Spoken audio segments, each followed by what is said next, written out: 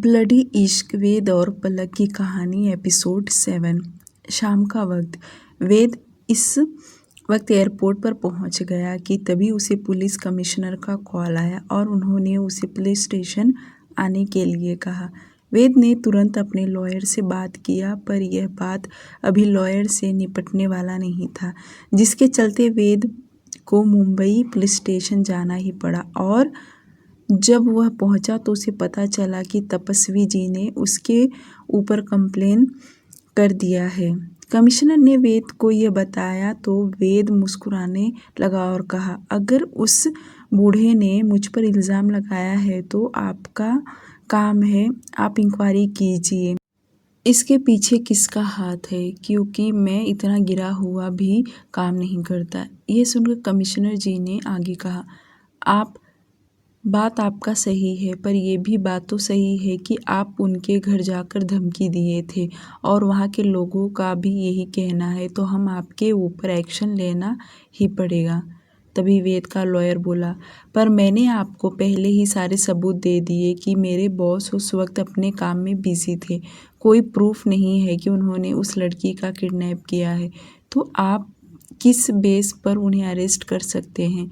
Lawyer बोल ही रहा था कि वेद अपनी उंगली दिखाकर उसे चुप रहने के लिए कहा और आगे बोला, ठीक है, आप अपनी कार्रवाई कीजिए। वेद को इस वक्त गुस्सा तो बहुत आ रहा था, पर वह पुलिस वाले के काम के बीच में कुछ कह भी नहीं सकता, क्योंकि उसे भी पता है कि अगर कंप्लेन दिया है तो वह तो अपना काम करेंगे ही।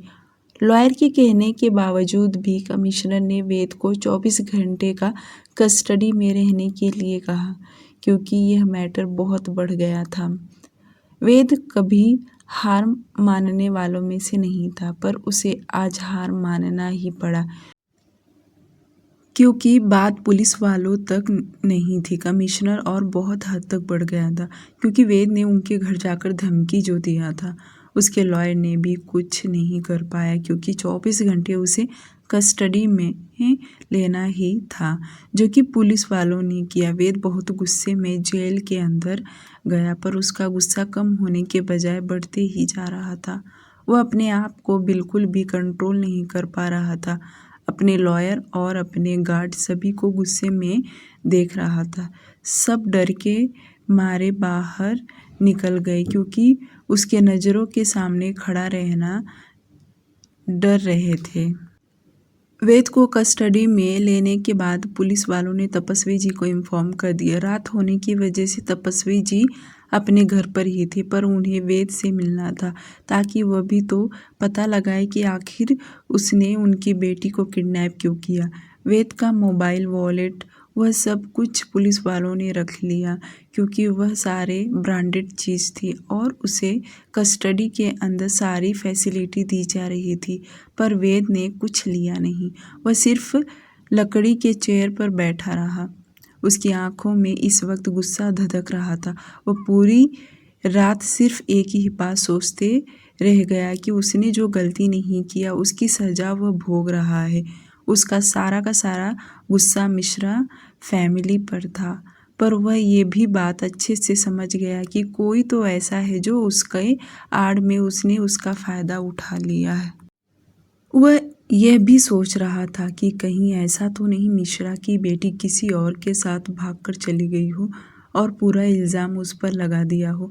बहुत सोचने के बाद आखिरकार उसे समझ में आ ही गया कि दिखने में तो वह ऐसी दिख नहीं रही थी, पर वेद का दिमाग में कुछ और ही चल रहा था। जो अक्सर ऐसी लड़कियां दिखती हैं वह बहुत पहुंची हुई रहती हैं, पर अपने दिल और दिमाग के कश्मकश में वह बहुत फंस गया था।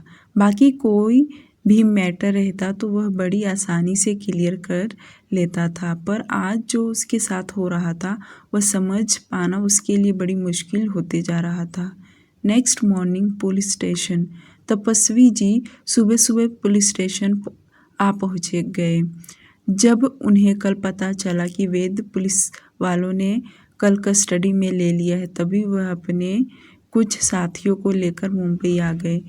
जब वह पुलिस स्टेशन के अंदर गए तो सबसे पहले वह कमिश्नर से मिले और उन्होंने वेद के पास उन्हें जाने दिया। तपस्वी जी जैसे वेद के सामने जाकर खड़े हुए तो वेद ने जैसे उन्हें देखा तो उसकी आंखों में गुस्सा साफ साफ झलकने लगा।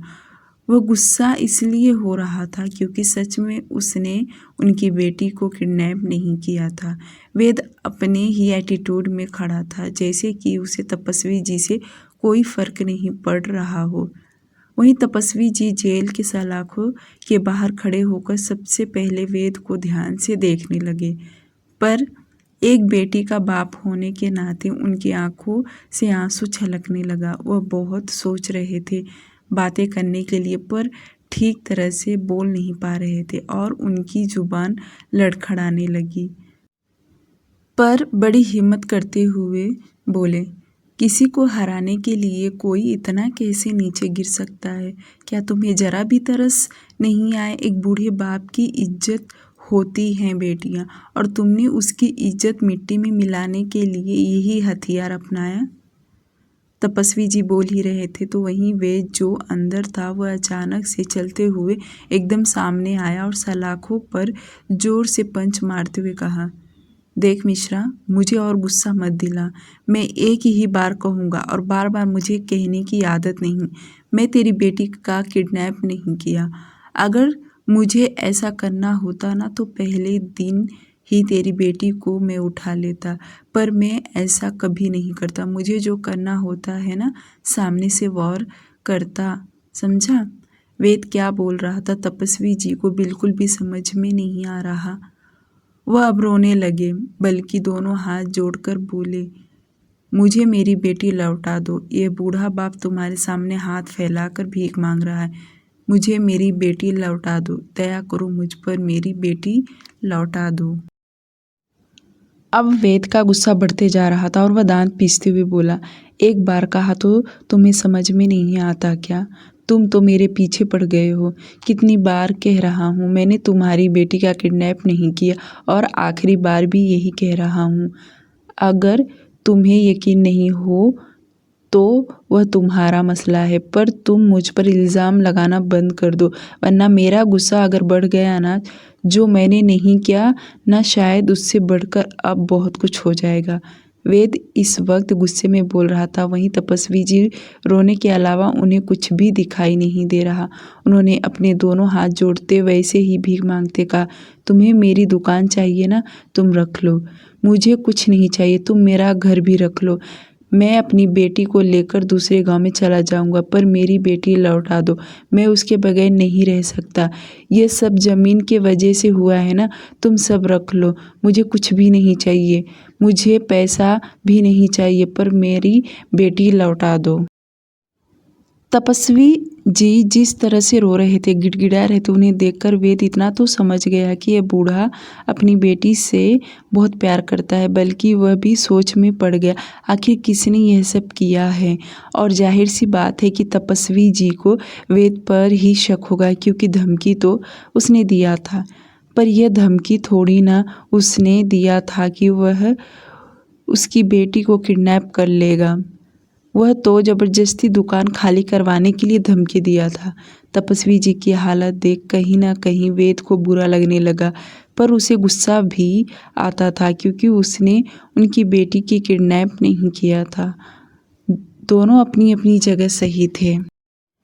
कुछ देर बाद कमिश्नर ने एक बार फिर से तपस्वी जी से पूछताछ किया, क्या ऐसा कोई है आसपास में कभी लड़ाई झगड़ा हुआ हो, उनके साथ दुश्मनी तो नहीं? यह बात सुनकर तपस्वी जी वेद के तरफ देख तुरंत बोले, इस लड़के को छोड़ के कोई मेरा दुश्मन नहीं है, यही मेरा दुश्मन है। तपस्वी जी की बातें वेद ने भी सुन लिया, पर उसने कोई रिएक्ट नहीं किया। वह समझ गया कि वह कितना भी खुद को सही साबित करेगा, पर यह घायल बाप है जो अपनी बेटी के लिए तड़प रहा है, और वह उतना ही भड़कते जाएगा। इसीलिए वेद खुद को शांत रखने का ही सही डिसीजन लिया। कमिश्नर ने तपस्वी जी को सांत्वना देते हुए कहा, अब हमारी टीम फिर से एक बार कॉलेज से छानबीन करना चालू करेगी, हर एक स्टूडेंट से पूछताछ करेगी। कुछ देर बाद कमिश्नर ने तपस्वी जी को दिलासा दिलाया कि वह उनकी बेटी को ढूंढ कर लाएंगे और उन्होंने तपस्वी जी को घर जाने के लिए कहा। उनके जाने के बाद एक बार कमिश्नर ने फिर सही तरीके से पूछताछ किया और वेद का अभी भी वही जवाब था कि उसने तपस्वी की बेटी को किडनैप नहीं किया।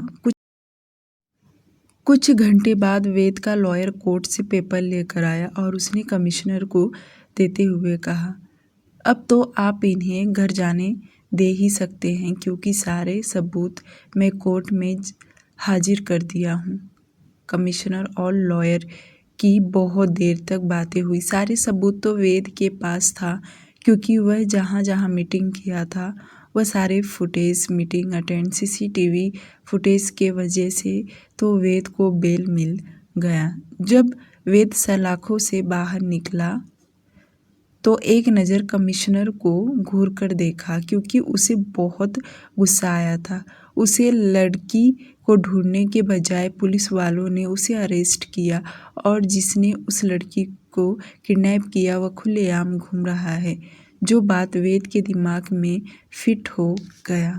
वेद पुलिस स्टेशन से बाहर निकला तो टाइगर और ड्राइवर कार लेकर खड़े थे। वेद कार में बैठ गया। इस वक्त कार में एकदम सन्नाटा छाया हुआ था।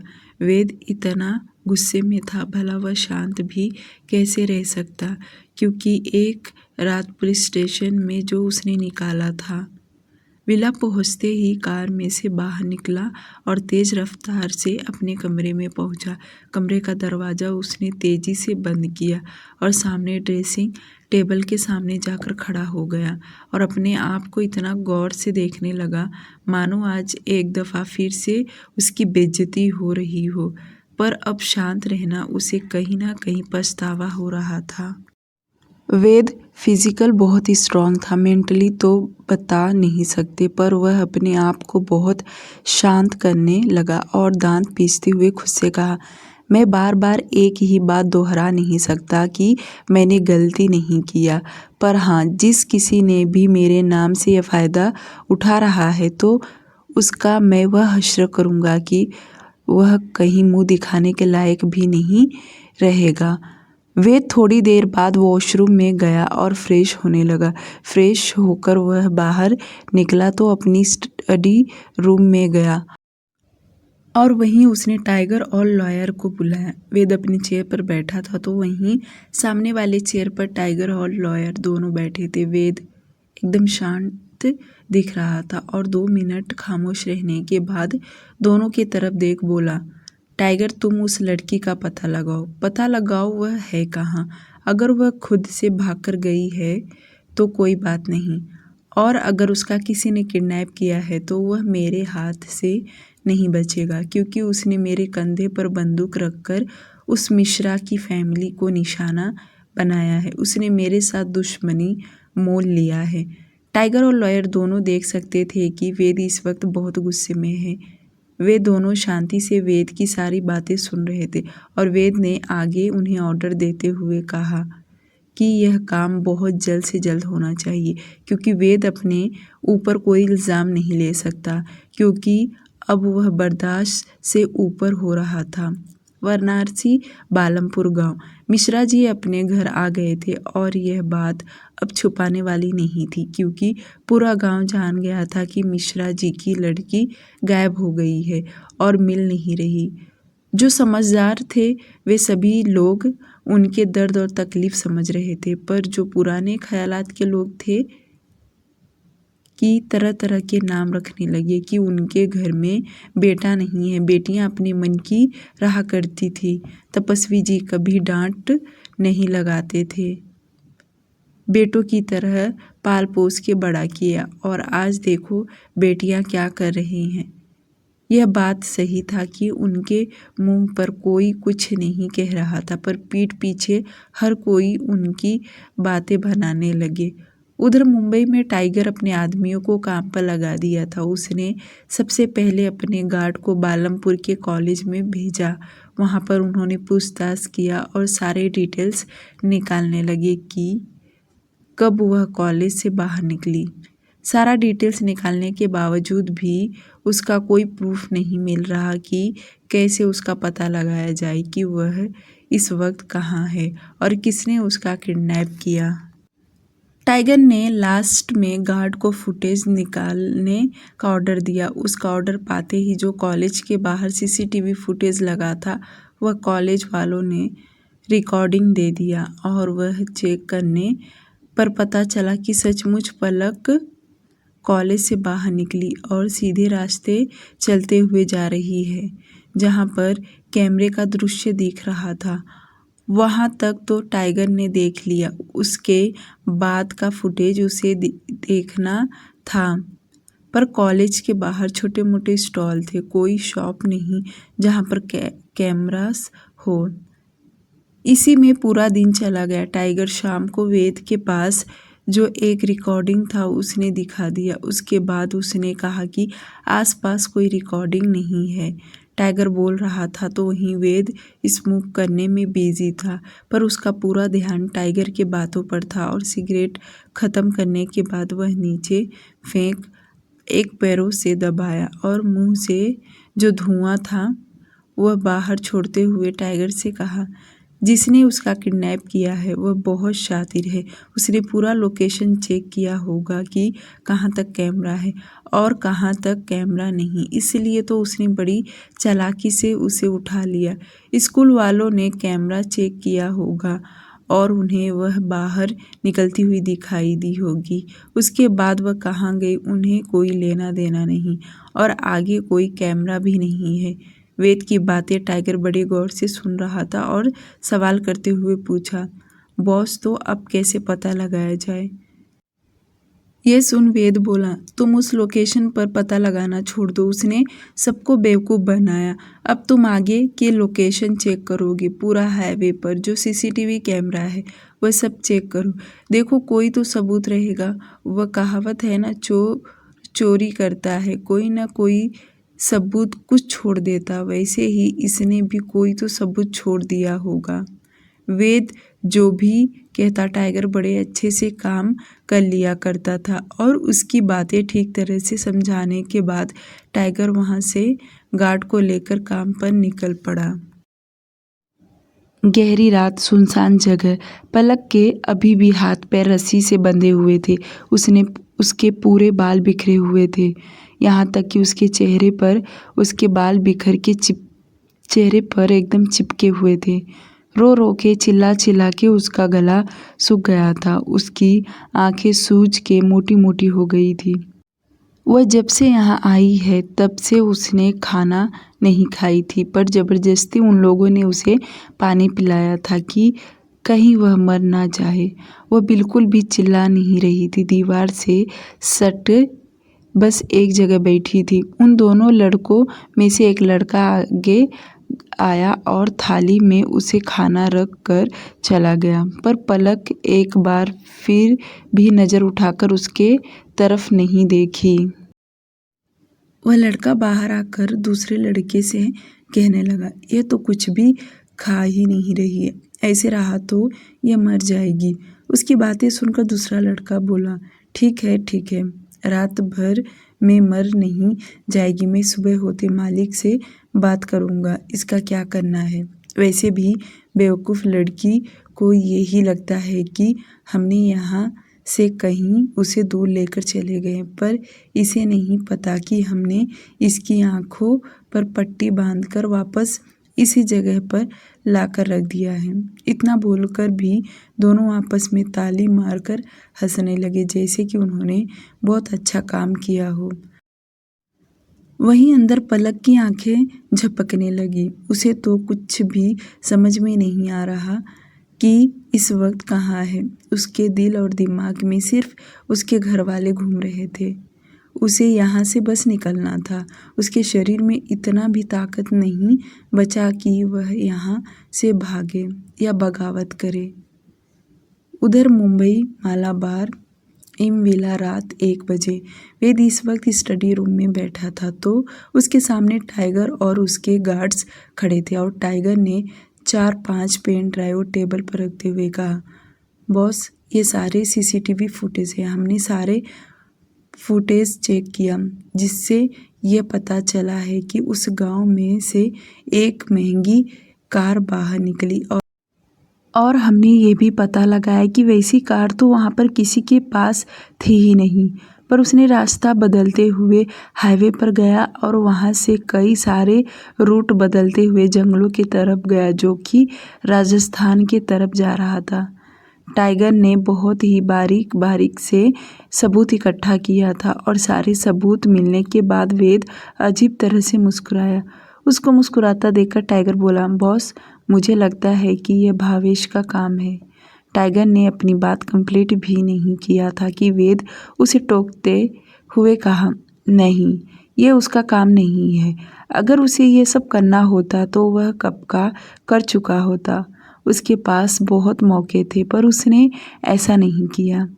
यह कोई और है जिसे मैं पता लगाऊंगा क्योंकि वह सोच रहा है कि उसने मुझे फंसा दिया और खुद आज़ादी से घूम रहा है, तो यह गलत है। वेद ने आगे कहा, तुम सारे पेन ड्राइव यहाँ रख कर जाओ, मैं एक बार फिर से अच्छे से देखता हूँ और हाँ सुबह गाड़ी रेडी रखो। वेद की बातें सुनकर टाइगर अपना सिर हाँ में हिलाकर स्टडी रूम से बाहर चला गया। उसके जाने के बाद वेद अपना फिंगर अपनी चीन पर फेरने लगा, मानो उसे देख ऐसा लगा जैसे उसने 80% पता लगा लिया हो। अगली सुबह वेद अपने प्राइवेट जेट से बालमपुर गांव के बाहर पहुंच गया था। वह कार के पीछे बैठा हुआ था और उसके पैर पर इस वक्त लैपटॉप ऑन था। जैसे जैसे कार जा रहा था उसी ट्रैक पर वे जाने लगे। कुछ घंटे बाद वे लोग उसी जगह पहुंच गए जहां उनकी लास्ट गाड़ी जंगल की तरफ गई थी। वहां पर टाइगर ने ड्राइवर को गाड़ी रोकने के लिए कहा। गाड़ी रुकते ही सबसे पहले टाइगर बाहर निकला, उसके बाद कुछ गार्ड बाहर निकले, लास्ट में वेद बाहर आया और उसे लैपटॉप में लास्ट टाइम गाड़ी जंगल के तरफ जाते हुए देखा। वेद बड़े गौर से उस रास्ते की तरफ देखा और उंगली से इशारा किया जिसका इशारा था कि सभी लोग कार में वापस बैठ जाएं। उसका इशारा पाते ही सभी लोग अपने अपने कार में बैठ गए और उसी रास्ते की तरफ चल दिए। करीब 1 से 2 घंटे तक उस जंगल के अंदर वे लोग पहुंच गए। उनकी गाड़ियां बहुत धीरे धीरे अंदर जा रही थी क्योंकि रोड बहुत खराब थी।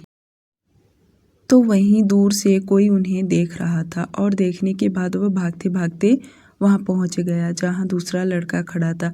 वह हाँफते हाँफते कहने लगा, ये सुन, लगता है इस लड़की को कोई ढूंढते ढूंढते यहाँ आ गया है, या तो पुलिस हमारे पीछे पड़ गई है क्योंकि बहुत सारी गाड़ियाँ एक साथ अंदर आ रही हैं।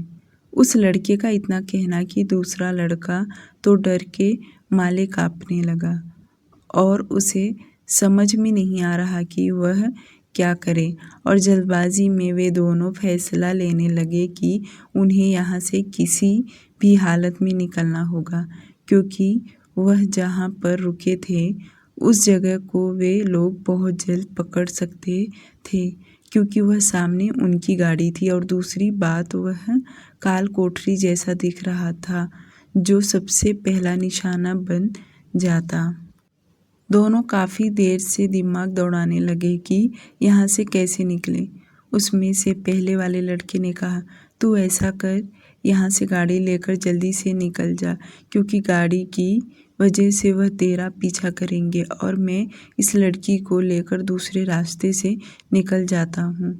यहाँ तक कि मैं मालिक को कॉल कर दूंगा, वह गाड़ी लेकर किसी को भेज देंगे।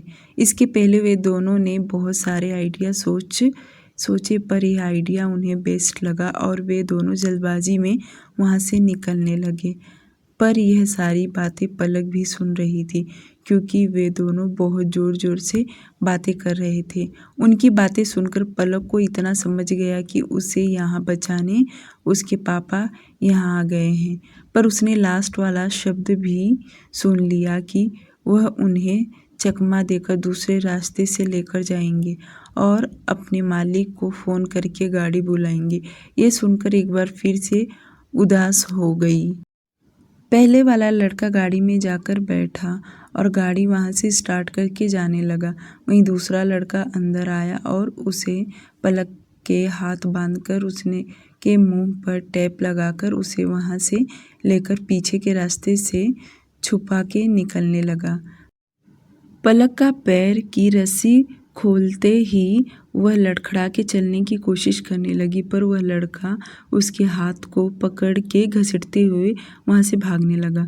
पलक बिल्कुल भी भागना नहीं चाहती थी, पर वह लड़का ज़बरदस्ती उसे खींचकर वहाँ से ले जाने लगा। पलक भागने की कोशिश कर रही थी, पर बेचारी भाग नहीं सकती, क्योंकि एक तो बिना खाए पिए वह कमज़ोर हो चुकी थी, ऊपर से उसके हाथ बंधे थे और मुंह पर टेप लगा था। उसके जाने के बाद कुछ ही देर में टाइगर ने कार रोका और बाहर निकलकर आगे के तरफ बढ़ने लगा। उसके पीछे गार्ड्स भी जा रहे थे। वेद अभी भी कार में ही बैठा था। जब वे लोग उस कोठरी के अंदर गए तो वहाँ कोई नहीं था, पर वहाँ की हुलिया देखकर ही समझ गए कि यहाँ कोई था और अभी भी यहाँ से गया है, क्योंकि खाने पीने की चीज़ें, रस्सी, गाड़ी की निशान सब देखकर समझ में आ गया। ये सब देखकर तो टाइगर समझ गया और अपने सभी गार्ड को ऑर्डर देते हुए कहा, फॉलो मी। डियर लिसनर, आज के लिए सिर्फ इतना ही। प्लीज़ इस स्टोरी को लाइक और चैनल को सब्सक्राइब करना ना भूलें और इसी के साथ मेरा व्हाट्सएप चैनल भी फॉलो कर लीजिए, ताकि आप लोगों को सारे अपडेट मिलता रहे।